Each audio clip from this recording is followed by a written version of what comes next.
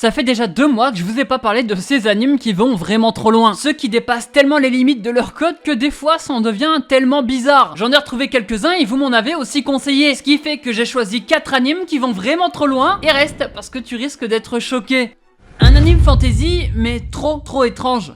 The Hidden Donjon Only Icon Hunter, c'est un anime qui est sorti quand même il y a quelques années. On suit l'aventure d'un gars qui s'appelle Noir, qui n'arrive malheureusement pas à trouver un travail à cause d'un système hiérarchique. Mais lui, il possède une capacité assez particulière, celle de consulter un grand sage. Non, c'est pas bien ce que tu fais. C'est le mec qui confond sage et sage. Ouais, je me suis perdu là. Vous l'avez compris, vu que son avenir est foutu, il va consulter le grand sage pour lui dire quoi faire. Il va lui conseiller d'entrer dans un donjon et ça va totalement changer sa vie. Bon, vous l'imaginez bien, il va croiser la route d'une fille qui va être enchaînée dans le donjon. Cette fille est très puissante et elle va servir de guide au perso principal. Et là, je sais ce que vous vous dites. La relativité restreinte fait aussi de la vitesse de la lumière dans le vide une grandeur invariante qui reste inchangée quelle que soit la position de... Non mais je suis prêt à le jurer que personne ne dit ça hein. En quoi cet anime va trop loin? Parce que là, au vu du synopsis, ça a l'air juste d'être un anime fantasy raté. Tout se base autour du perso principal qui a mal à la tête à chaque fois qu'il utilise le pouvoir grand sage. Mais bon, c'est pas grave parce que si il pécho une meuf, bah ça va mieux. Les scènes de bisous, vous allez en avoir des vertes et des pas mûres. Ça se compte par centaines, en plus du fanservice, parce que non, il y a des détails qui sont même pas dans la vraie vie. Et ça ne s'arrête pas là, parce qu'il y a aussi du fanservice en globalité dans l'anime. La bonne nouvelle, c'est qu'il est quand même assumé, donc vous savez ce que vous regardez dès le début. C'est pour ça que cet anime va trop loin, c'est le concept en général. Mais si vous avez vraiment rien à regarder, pourquoi pas? Ça reste un anime d'action avec des éléments de comédie qui sont certes assez simples, mais qui pourra combler votre dimanche où vous vous ennuyez. Et on suivra la progression du perso principal, Noir. Oui, il est blanc, c'est pas ça que je voulais dire.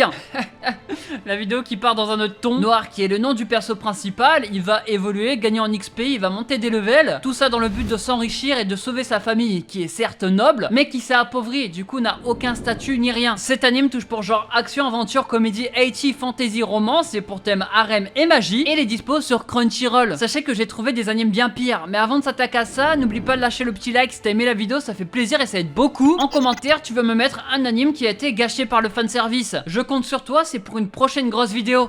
Cet anime n'a aucune limite, hashtag réel, hashtag. The Hidden, c'est un anime qui va vraiment trop loin et pourtant, lui, je te le conseille de le regarder parce qu'il est vraiment incroyable. Mais attention, il est pas pour tout le monde. L'histoire se passe sur Terre alors que l'humanité était au bord de la destruction à cause de démons. Des dieux sont apparus, on les appelle les Hidden. Ils ont combattu et scellé les démons. Le problème, c'est que 800 ans plus tard, les Hidden, ils ont plus aucune expérience en combat. Ils sont certes extrêmement puissants parce que ça reste des divinités quand même, mais ils sont pas prêts pour ce qui va arriver parce que les démons sont revenus et une nouvelle grande bataille va commencer, ce qui pourrait peut-être décimer l'humanité. Crois-moi, ceux qui ont été choqués par Dandadan, ils ont pas vu cet anime. Et heureusement, parce que là, c'est un peu le même délire, dans le sens où il y a des scènes extrêmement gore, des thèmes qui sont très difficiles pour beaucoup, que ce soit torture psychologique, allusion aux abus, t'as compris. Cet anime est là pour choquer et c'est fait exprès. C'est pour ça que n'importe qui ne peut pas le regarder. Pourtant, je vais te dire une phrase qui va te donner envie de le regarder. Breaking Bad.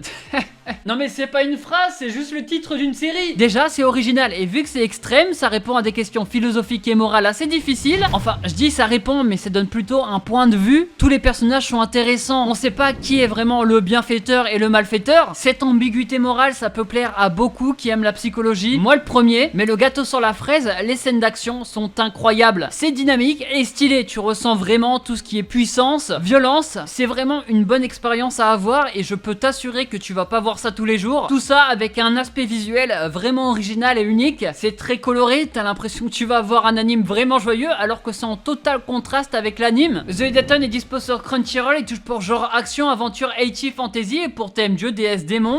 Je t'interdis de regarder cet anime. Megami Ryu fait peut-être partie des pires animes que j'ai pu regarder, que je n'ai même pas fini d'ailleurs, de ma vie. Et pour vous dire, je pense qu'il est même dans le top 5 des dernières places. Mais alors ça parle de quoi? On suit l'aventure de Nagumi, un jeune garçon qui va être abandonné par son père. Mais heureusement, il va croiser une femme qui s'appelle Minerva. La chance va lui sourire parce qu'elle va l'emmener dans son dortoir, mais le problème c'est que c'est un dortoir de femmes et la seule condition pour qu'il reste c'est qu'il devienne la mère du dortoir. Nagumi Kushi va donc accepter et c'est comme ça que sa nouvelle vie va commencer. commencer. Allez, couchi maintenant, couchi. Bon bref, on va peut-être la censurer celle-là. Bon, je vais vous le dire direct, il y a trop de fanservice. On voit tout, il y a que des scènes où on voit tout. Je pense même que ceux qui kiffent ce genre d'anime, bah c'est même pas plaisant à regarder parce qu'il y a pas grand chose. Tellement que l'anime se concentre uniquement sur les situations de fanservice. Forcément ça manque d'intrigue. Heureusement les situations changent quand même un peu parce que chaque fille a sa propre personnalité et chaque fille va avoir sa propre scène avec le perso principal. C'est pour ça que je dis que cet anime est clairement conçu pour un type de public qui n'est pas vraiment ceux qui regardent du Aichi, on va pas se mentir. Ce sont ceux au-dessus qu'on appelle les entités d'énergie sombre, ceux qui regardent du H. Voilà, je le dis. J'ai voulu chercher un point positif, j'ai voulu chercher d'autres choses à dire, mais je vais pas vous mentir, y a rien à part que je te le déconseille. Il faut surtout pas que tu regardes Megami Ryu, qui touche pour genre comédie Aichi romance slice of life et pour thème harem quotidien et qui est dispo sur Crunchyroll et ADN. C'est impossible que tu termines cet anime. Peach Boy Riverside, c'est un anime gore que j'avais parlé il y a quelques temps. Personnellement, j'ai kiffé et pour ceux qui n'ont pas compris le titre, ça veut tout simplement dire...